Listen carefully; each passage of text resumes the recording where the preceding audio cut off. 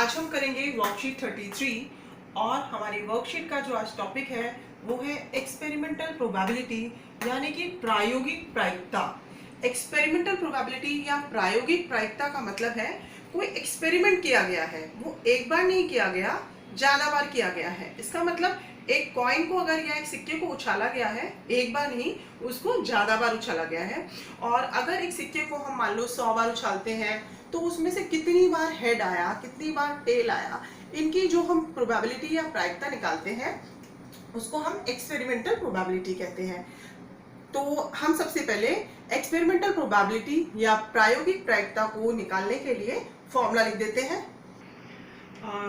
Experimental probability या प्रायोगिक प्रायिकता निकालने के लिए जो फॉर्मूलाज हैं वो यहाँ लिखे हैं, सूत्र लिखा हुआ है। इसमें है number of trials in which event happened.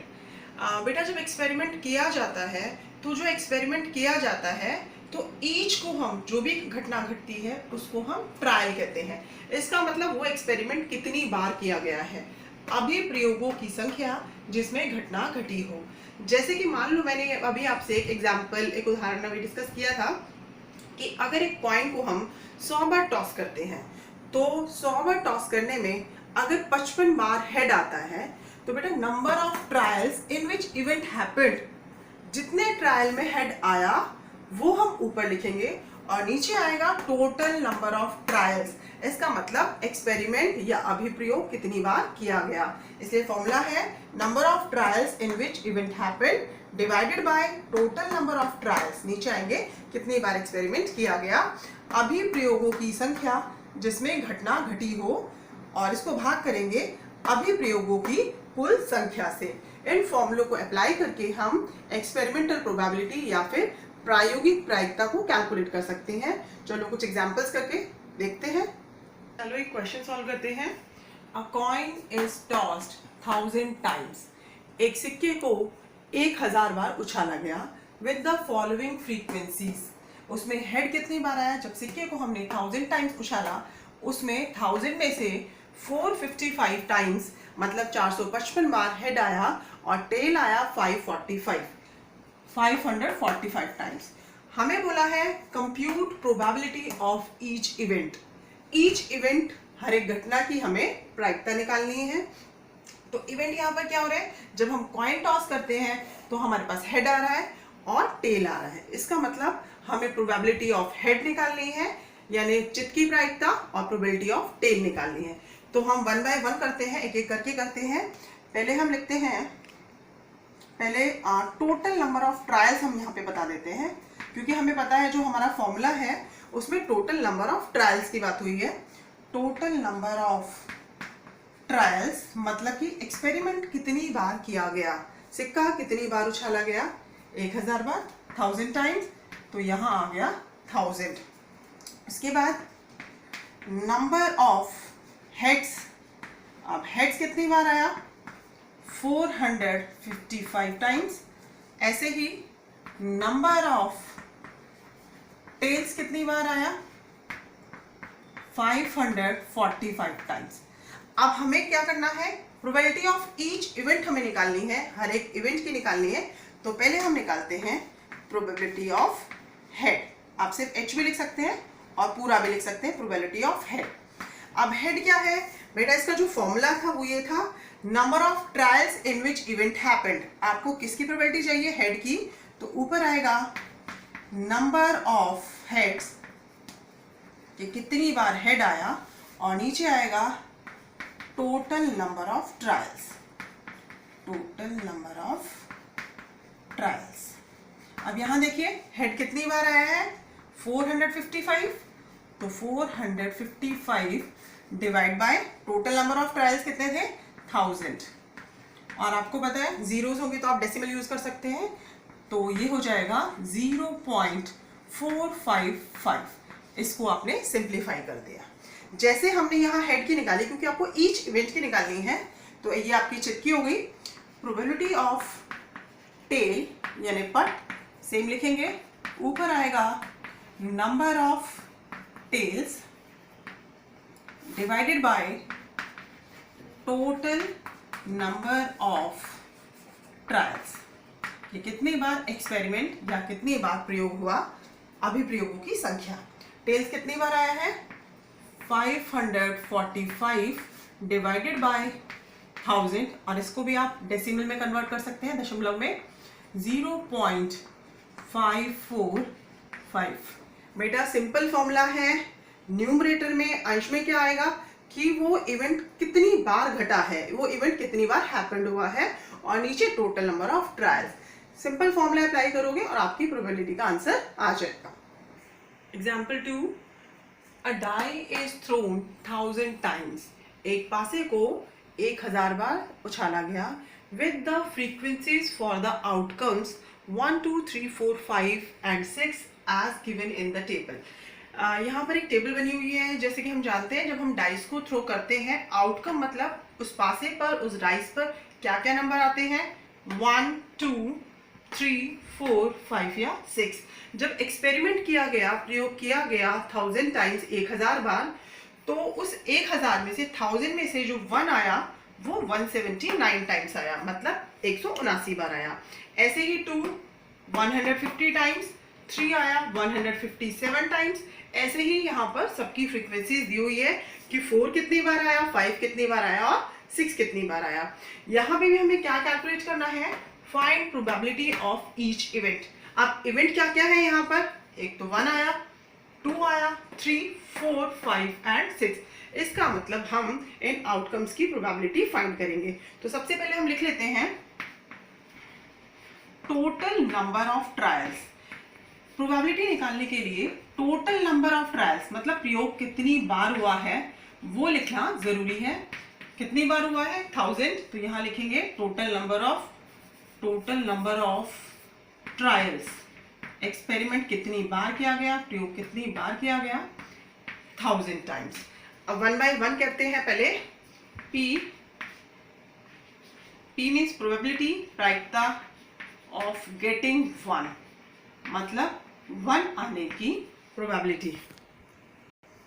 अब यहाँ हमें फाइंड करनी है find probability of each event, हर एक इवेंट की फाइंड करनी है। तो पहले हम प्रोबेबिलिटी ऑफ गेटिंग 1 फाइंड कर रहे हैं, और क्योंकि हमें 1 की निकालनी है तो हम फ्रीक्वेंसी की कितनी बार आया वो क्या यूज करेंगे, इस आउटकम 1 का ही नंबर यूज करेंगे। तो probability of getting 1 is frequency of outcome 1 divided by total number of trials.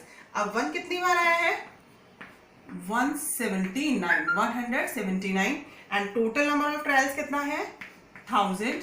तो बेटा इसको सिंप्लीफाई करके आप लिख दोगे 0.179। तो 1 की प्रोबेबिलिटी आ गई, प्रोबेबिलिटी ऑफ गेटिंग 1, 1 आने की प्रायिकता 0.179। अब फाइंड करते हैं प्रोबेबिलिटी ऑफ गेटिंग 2 आने की प्रायिकता। तो यहाँ पे फॉर्मूला हो जाएगा, क्योंकि हम 2 की निकाल रहे हैं, 2 की प्रोबेबिलिटी निकाल रहे हैं, तो frequency of outcome 2 and total number of trials. तो 2 देखो बेटा, 2 की फ्रीक्वेंसी यहाँ पर कितनी है, 150, तो यहाँ लिख देंगे 150 डिवाइडेड बाय 1000, और आप एक 0 से एक 0 कट कर सकते हैं, और ये हो जाएगा 0.15। तो ये प्रोबेबिलिटी ऑफ गेटिंग 2 आ गया। हमें फाइंड करनी थी probability of each event, probability of getting 1 and probability of getting 2। ये मैंने आपको सॉल्व करके बता दिया। उसी वे में, क्योंकि आपको ईच इवेंट की फाइंड करनी है, probability of getting 3, probability of getting 4, probability of getting 5, probability of getting 6। 3, 4, 5 और 6 आने की प्रायिकता। स्टूडेंट्स ये आप सॉल्व करेंगे, ये पार्ट आपके लिए है। बेटा प्रैक्टिस क्वेश्चन का question number 2, the percentage of marks obtained by student in the monthly unit test are given below। यहाँ एक टेबुलर फॉर्म में दिया हुआ है कि यूनिट टेस्ट हुआ है एक स्टूडेंट का, और यूनिट टेस्ट कितने हुए हैं, फर्स्ट यूनिट टेस्ट में स्टूडेंट के मार्क्स आए हैं 69, सेकेंड यूनिट टेस्ट में स्टूडेंट के मार्क्स आए हैं 71, थर्ड यूनिट टेस्ट में 73, फोर्थ यूनिट टेस्ट में 68 और फिफ्थ यूनिट टेस्ट में 74। Calculate probability of the student gets more than 70%। हमें प्रोबेबिलिटी फाइंड करनी है कि स्टूडेंट के जो मार्क्स हैं वो 70% से ज़्यादा, मतलब 70% से ज़्यादा होने चाहिए। तो सबसे पहले हम बात करते हैं टोटल की। Total number of unit test, total number of unit test. अब देखो बच्चों यूनिट टेस्ट हुए कितने हैं, ये फर्स्ट टेस्ट सेकेंड, टोटल कितने हैं, 5 यूनिट टेस्ट हुए हैं। 5 हुए हैं यूनिट टेस्ट। हमें प्रोबेबिलिटी फाइंड करनी है, हम लिख देते हैं यहाँ पर प्रोबेबिलिटी किसकी, स्टूडेंट गेट्स मोर देन 70%। तो हमें देखना है कि कितने टेस्ट में उसके 70% से ज्यादा मार्क्स आए हैं। Number of unit test in which students scored more than 70%, मतलब उन यूनिट टेस्ट की संख्या जिसमें बच्चे के मार्क्स 70% से ज्यादा आए हैं, और डिवाइड में आएगा total number of unit test.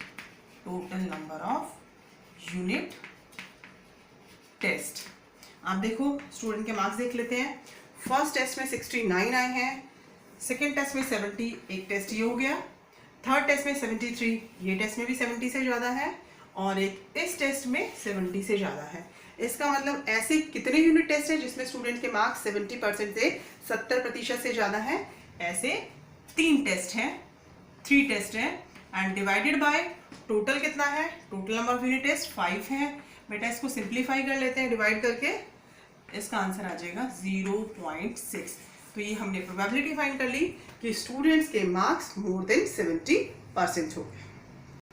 आपकी वर्कशीट में तो क्वेश्चन का एक ही पार्ट है कि प्रोबेबिलिटी कैलकुलेट करो, स्टूडेंट्स के मार्क्स 70% से ज़्यादा है।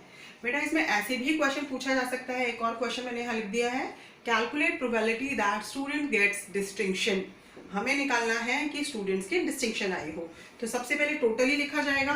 Total number of unit test 5 हैं, students gets distinction, that means ऐसे टेस्ट जिसमें स्टूडेंट्स की डिस्टिंक्शन आई हो। और डिस्टिंक्शन आप सबको पता है, डिस्टिंक्शन मतलब स्टूडेंट्स के मार्क्स 75% से ज़्यादा हो। बेटा किसी भी टेस्ट में बच्चे के मार्क्स 75% से ज़्यादा नहीं है, तो 0 आ जाएगा। डिवाइड बाय टोटल कितना है नंबर ऑफ यूनिट टेस्ट 5, और 0 को किसी से भी डिवाइड करेंगे आंसर आ जाएगा 0। तो इस तरह के क्वेश्चन में आपसे कुछ भी पूछा जा सकता है calculate the probability that the students gets marks less than 70%, ये भी पूछा जा सकता है। अगर 70% से लेस पूछा जाएगा तो आप किस किस को काउंट कर लेंगे, 69 एंड 68, तो 1 and 2 टेस्ट। तो जैसे आपसे क्वेश्चन पूछा जाए अकॉर्डिंगली आप उसको सॉल्व कर देंगे। प्रैक्टिस क्वेश्चन में जो फर्स्ट क्वेश्चन है वो कॉइन पर बेस्ड, सिक्के पर बेस्ड क्वेश्चन है, वो आप खुद कर सकते हैं, आपको जिस तरह से क्वेश्चन कराए गए हैं। सेकंड क्वेश्चन ऑलरेडी हम कर चुके हैं, तो आप ये अपनी वर्कशीट कंप्लीट कर लीजिए। आज की क्लास में इतना ही। Thank you.